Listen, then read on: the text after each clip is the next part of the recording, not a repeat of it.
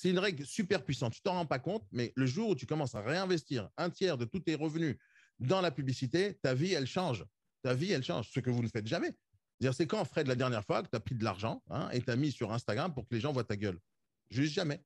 Juste jamais. Et tu le feras jamais tant que je te le dis pas. Et pourtant, il faut que tu le fasses. Et c'est pas genre ça coûte ultra cher. Je te dis, avec 1 € par jour, tu deviens une star. 1 € par jour pendant toute l'année. 365 €. 1 € par jour, tu deviens une star. Regarde sur Instagram, c'est super ultra facile.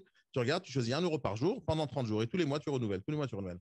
Mais une vidéo comme ça, avec ta gueule, une belle présentation, qui se balade dans tout le net avec 1 € par jour, 5 € par jour maximum, mais tu deviens une star, une star, une star, une star. Mais il faut être capable de les mettre. Alors 1 € par jour, c'est 30 balles par mois. 5 €, bah, c'est 150 balles par mois. Mais c'est pas énorme. C'est pas énorme, c'est juste rien. Et moi, je fais ça tout le temps. Juste tout le temps. C'est ma règle. Tu comprends? C'est ma règle. Et c'est ça qui fait la différence entre moi et toi. C'est que moi, je paye pour me faire connaître. Toi, non. Mais non, je ne paye pas toujours pour me faire connaître. 2 secondes, Mélène, je te donne la parole tout de suite. Je ne paye pas toujours pour me faire connaître. D'où la puissance de TikTok, d'où la puissance de TikTok et d'Instagram. La majorité des choses que je fais, je ne paye pas. C'est 2-3 petits trucs quand j'ai vraiment envie de pousser quelque chose que je paye. Mais ça, c'est parce que j'ai plein d'abonnés, je fais plein de trucs. Mais si jamais tu as 0 abonné, imagine tu as 0 abonné demain. J'en ai rien à foutre. Hein. Je m'en fous que tu aies 0 abonné. Tu payes de la pub et tout le monde va te connaître. Tu fais une belle vidéo et tu payes. Une belle. Tu en fais une deuxième et tu payes. Et c'est tout ce qu'il faut faire. C'est une puissance pas possible. Une des choses qui est importante sur la publicité sur les réseaux sociaux, c'est que ça coûte pas cher. C'est que ça coûte pas cher. Sébastien Keinec, là maintenant, une des choses qu'il va faire prochainement, hein, je te le dis, c'est de faire ce genre de budget, sans aucun rapport avec moi. Il va devoir le faire. Il va devoir faire des trucs avec son logo, avec une belle truc, présentation de l'agence immobilière en 30 secondes, et hop, tu payes. Tous les jours, tu payes. Et que ça tourne toute l'année. Toute l'année. Entre 5 et 15 € par jour, tu deviens une star mondiale, planétaire, si tu en as envie. Star mondiale, tout simplement. Alors, mondial, non, parce qu'il faudra beaucoup plus de budget, mais en tout cas, dans ton secteur, dans ton département, tu seras une star. C'est point à la ligne. Tous ceux qui l'ont et les réseaux sociaux vont te voir. Tu mets 1 € sur TikTok par jour, 1 € sur Instagram, et voilà, l'histoire, elle est finie. Tu mets la même chose sur Facebook, et ça y est, tu as rempli tout le marché. C'est fini. Il n'y a personne qui va passer avant toi. Personne. Ils vont te voir tous les jours. Quand tu mets 5 € par jour, entre 5 et 15 € par jour, ta publicité, elle sera vue entre 5 et 10 fois par jour par la même personne. Vous comprenez ça? Entre 5 et 15 € par jour de pub, la publicité que tu vas faire, elle va être vue entre 5 et 10 fois par jour par les mêmes personnes. C'est exactement ce qu'on cherche à faire. Comme je te dis, il faut être familier. C'est-à-dire, plus les gens vont te voir, en fait, il y a une moyenne sur les réseaux sociaux, c'est une moyenne qui a été étudiée par plein de gens qui font de la pub, c'est que pour quelqu'un achète ton produit au final, il faut qu'il voit ta pub au minimum 5 fois. Okay? Et donc, pour ça, il faut payer régulièrement. Mais tu ne payes pas pour les gens vendent, tu payes pour que les gens te connaissent et que tu deviennes familier à leurs yeux. Pour qu'à un moment donné, quand ils en auront besoin, ils vont se rappeler de toi ou ils vont t'appeler. Et bien sûr, ils vont s'abonner à ton compte aussi. Imagine dans ta vidéo, tu dis abonnez-vous à mon compte parce que je donne plein de contenu. Ben, ils vont s'abonner. Et tout ça en payant. Mélène, tu voulais dire quoi? Vas-y. Oui, je voulais juste compléter ce que vous disiez, parce que là, on discutait avec des amis l'autre jour de TikTok, justement, et en parlant de la publicité, du marketing, et maintenant, il y a vraiment des grosses marques de luxe qui, on pourrait penser, qui sont connues, mais en fait, ces gens-là n'étaient pas sur TikTok, et là, ils s'y mettent, et ça veut quand même... Enfin, je complète juste, ça veut vraiment dire que même des marques hyper connues de luxe se mettent sur TikTok maintenant. C'était Tu le as petit un complément. million de fois pour cent raison. Je ne sais même pas si c'est du français ce que je viens de dire, mais tu as 100% raison. Mais regarde bien ce que tu es en train de dire. C'est qu'il n'y a que maintenant que les marques de luxe commencent à se réveiller sur TikTok. Que Mm. maintenant. Je te donne un autre exemple. Tu vois, un autre exemple ultra puissant. Je suis quasiment certain. Dites-moi ceux qui savent ce que c'est que le NFT. Oui, Toi, tu sais? ouais, j'en ai un peu entendu parler, ouais, Franck, tu sais? Tu as entendu parler, mais tu ne sais pas ce que c'est. Moi, j'ai entendu de LSD, loin. mais je pense pas que c'est ça Non, qui est dit. Non, non, non. un petit NFT. peu. Euh, euh, C'est les images, Daniel. non, ce n'est pas les images. C'est la chose la plus puissante qui a été inventée par l'être humain. Et les gens s'en rendent pas compte encore. Ok. Une petite parenthèse, et si vous voulez, un de ces jours, on en reparle longuement parce que j'adore ce sujet-là. Je suis en train de créer des NFT moi-même pour vous, en fait. Vous allez comprendre ce que c'est que les NFT dans quelques secondes. L'idée du NFT, parce que je veux rebondir sur le luxe, parce que tu vas voir comment le NFT a changé le monde du luxe. Et il va changer le monde du luxe. Et écoute bien. Et c'est important dans l'immobilier parce que je suis en train d'avoir des idées pendant que je suis en train de travailler sur le projet des NFT. Comment vous rendre ultra moderne et compétitif grâce au NFT. Vous allez voir ce truc-là, vous allez devenir fou. Le principe est simple, d'accord? Le NFT, c'est quoi? C'est Non-Fungible Token. Alors, ça veut dire quoi? C'est-à-dire que tu as un truc dont tu es le propriétaire dont tout le monde sait donc, que tu es le propriétaire, tout le monde peut savoir que tu es propriétaire, personne n'aura un doute que tu es le propriétaire de certaines choses, d'accord? Et une fois que tu es propriétaire de certaines choses, de ce truc-là, il n'y a personne qui peut avoir une copie de ça. Personne, d'accord? Il n'y a qu'un truc original et tu en es le propriétaire. Donc, l'idée de ce truc de NFT, c'est basé sur la blockchain, c'est-à-dire de créer quelque chose. Je n'ai pas envie de détailler ici parce que ça n'a aucun rapport avec nos sujets en général, mais j'ai juste envie de donner une petite parenthèse. C'est bien expliqué sur. Tu vas sur Internet, c'est bien expliqué Ben ce oui, que bien tu sûr dis. que tout est sur Internet, mais je te fais le petit résumé. Donc, l'idée, c'est une invention qui est basée sur la blockchain, je ne vais pas rentrer dans le détail, et qui s'appelle le NFT. C'est une invention qui permet de dire, voilà, j'ai quelque chose de numérique, de digital, qui est uniquement ma propriété. Et que toute la planète est au courant dont je suis le propriétaire. Je te donne un exemple. Une œuvre d'art, par exemple, la Joconde. Okay, comment tu peux savoir que c'est la vraie Joconde? Tu sais qu'au Louvre, il n'y a pas la vraie Joconde là-bas. Les gens, ils regardent une copie, vous savez ça. Donc, comment tu peux savoir que tu es en train de regarder la vraie? Comment tu peux savoir? Comment tu peux savoir que le Louvre est vraiment le propriétaire de la Joconde? Ou de n'importe quel tableau, hein, n'importe quel tableau qui existe. Hein, n'importe quel amateur qui dessine un truc, il a envie d'être artiste. Okay, comment tu sais que c'est ce peintre qui a dessiné ce truc? Okay, et donc, comment on utilise le NFT dans la vraie vie? Dans la vraie vie, c'est j'achète un truc physique, je le colle au NFT, et maintenant j'ai deux choses. J'ai le truc physique et j'ai le NFT.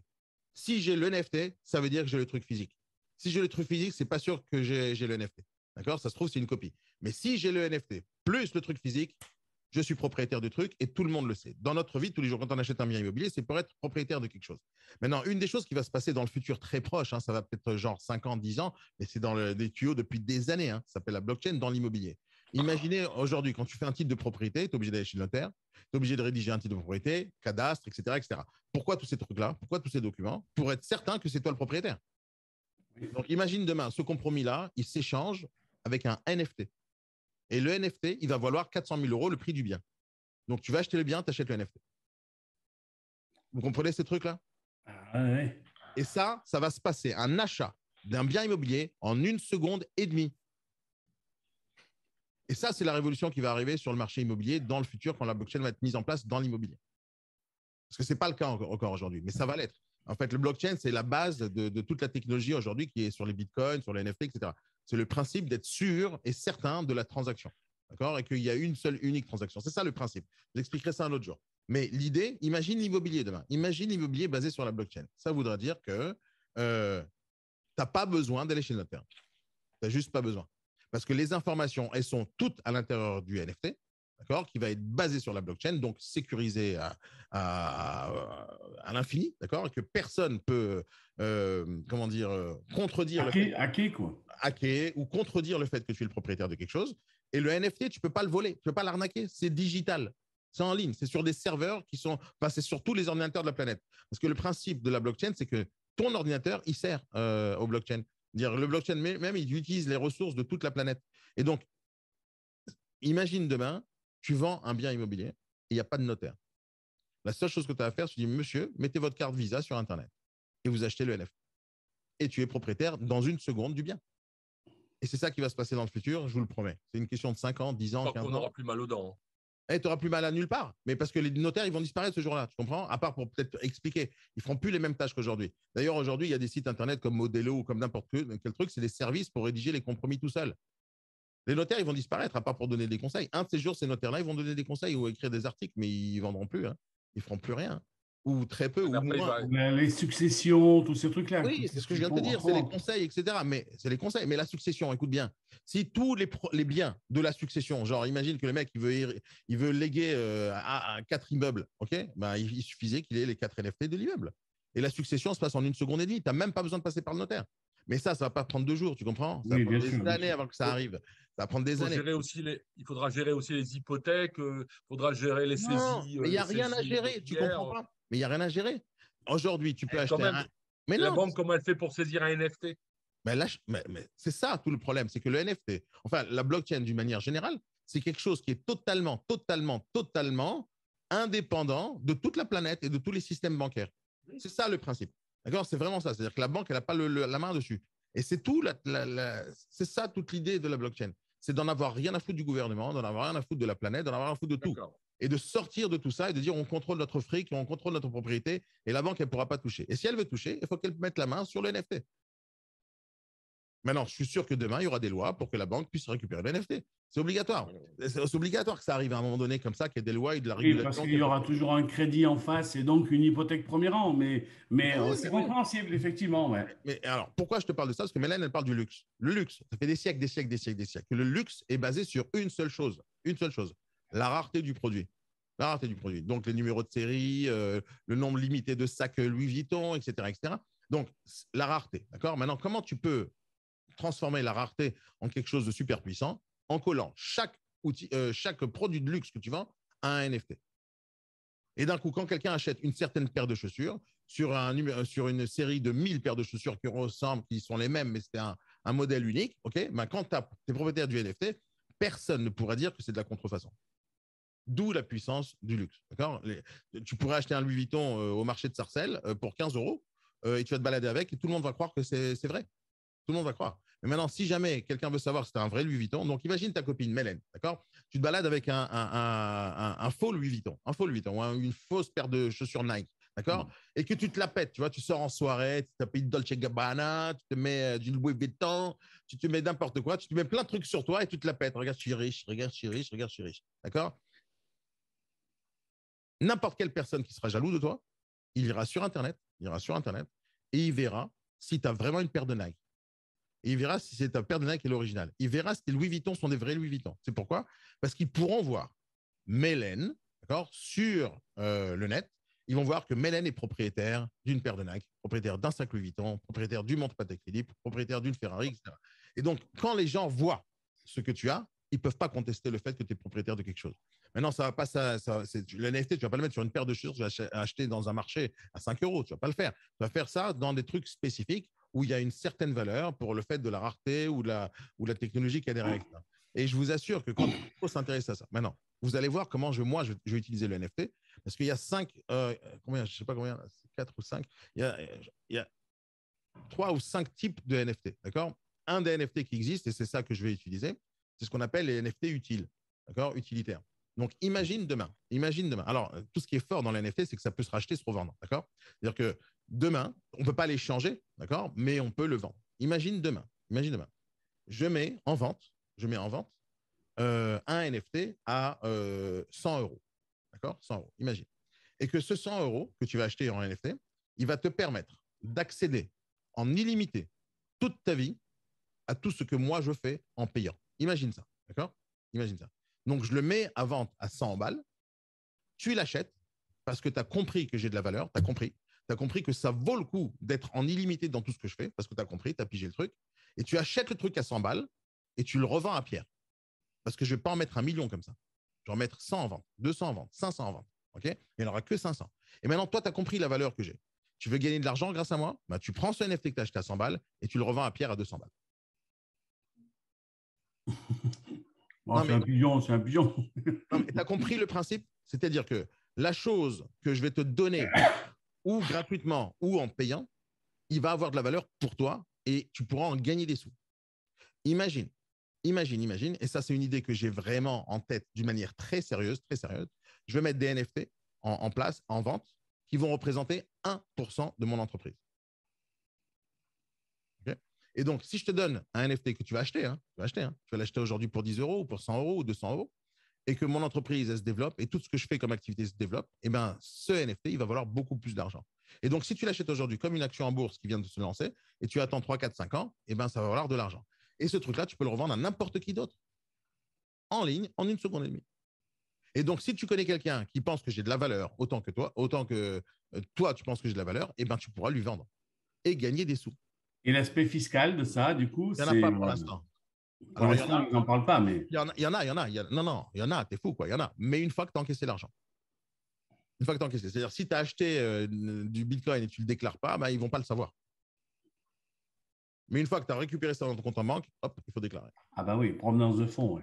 Okay, donc, aujourd'hui, c'est la jungle aujourd'hui. C'est pour ça que j'investis pas dans le Bitcoin encore, parce que pour moi, c'est la jungle, d'accord?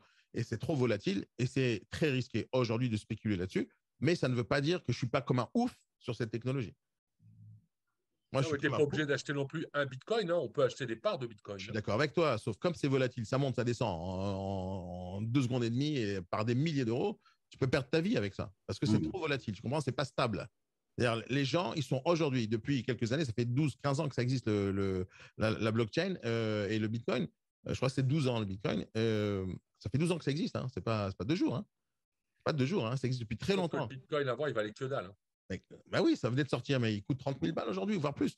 Et donc, mais c'est basé sur la spéculation et l'envie que les geeks ont pour que ça devienne le principe de la vie. D'accord? C'est-à-dire, ceux qui font que le Bitcoin vaut beaucoup d'argent aujourd'hui, ce sont les geeks qui adorent cette technologie. Bon, c'est des millions de personnes, hein, mais c'est ça qui fait pousser le truc. C'est-à-dire, quand tout ce qu'il y a autour du Bitcoin, c'est le fait qu'on est totalement décentralisé et que la France, les États-Unis, la Chine, la Corée du Sud, personne ne peut toucher à l'argent qui est dans le Bitcoin. Personne.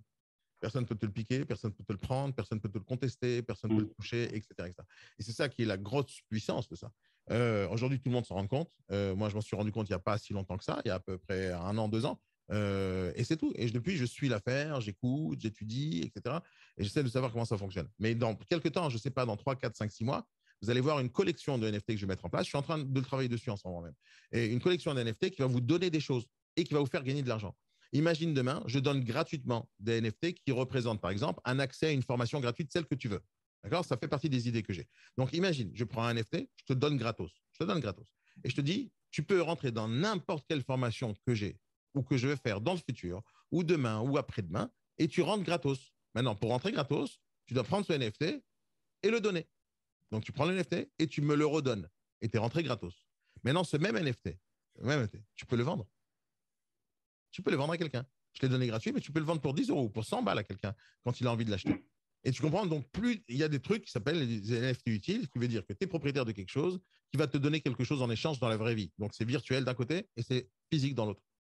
Tu comprends? Et c'est ça la puissance de ce truc-là. Et un de ces jours, Mais je pensais aux parts de SCI ou autrement. Oui, mais c'est ça. Ça peut être assez intéressant. Ouais. C'est ça, c'est exactement ce que je suis en train de te dire. Intégrer une promotion immobilière à un pourcentage d'une manière ou d'une autre. Mais n'importe quelle agence immobilière ou n'importe quel entrepreneur devrait faire ça. Et tu sais ce que je suis en train d'essayer d'inventer maintenant et de mettre en place, hein, je cherche à embaucher quelqu'un. Donc, un de ces jours, tu vas me voir faire une pub là-dessus. Je cherche à embaucher quelqu'un qui maîtrise à perfection le NFT pour mettre en place ce genre de service pour les agences immobilières, par exemple. Moi, je pense que n'importe quelle agence immobilière devrait avoir un NFT qui vont donner à leurs clients, mais qui vont donner ou qui vont vendre à un client. Et ça pourrait être n'importe quel autre service. Imagine un NFT qui te permet d'avoir une commission gratuite.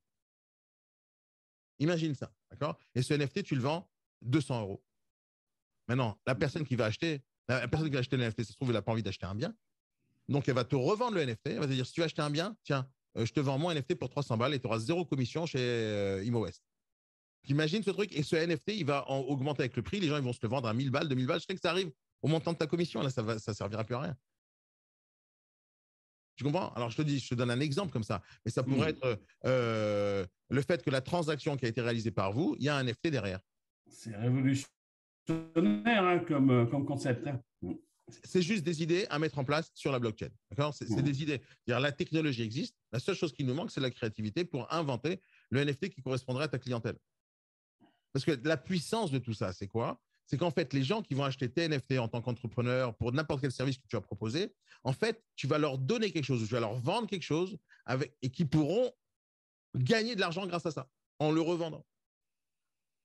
Tu comprends? C'est quelque chose de puissant de donner ça à tes fans. Maintenant, en quoi ça va révolutionner le monde de la musique et le monde de l'art? Ça a déjà révolutionné le monde de l'art. Hein. C'est-à-dire, imagine bien, hein, tu as un gars qui est un chanteur, il chante sa chanson. D'accord, il chante sa chanson. Sa chanson devient un tube.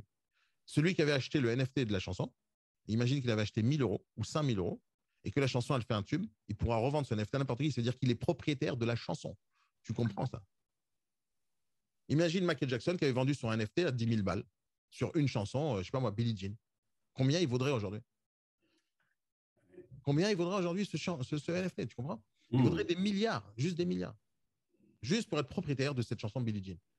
Tu ne peux pas t'imaginer. Oui, ou même d'une note ou d'une phrase qui permet de multiplier le nombre d'actionnaires d'une seule chanson. Ce que tu dis, c'est encore plus intelligent. Mais tu as raison. Mais c'est ça la force. C'est la force. Mais ce truc-là, est rentré dans nos vies depuis quelques années maintenant, mais il n'est pas encore rentré dans la vie pratique parmi tout. Aujourd'hui même, le NFT, quand je cherche les infos sur le net, sur YouTube, etc., elles sont tellement diffuses, c'est très difficile de savoir vraiment la vérité derrière tout ça. Et donc, il faut creuser, creuser, creuser. Ce n'est pas encore arrivé à maturité, ce truc. Mais c'est tellement, tellement surpuissant que notre futur, c'est d'avoir une application sur ton téléphone où tu vas acheter et revendre des NFT matin, midi, soir.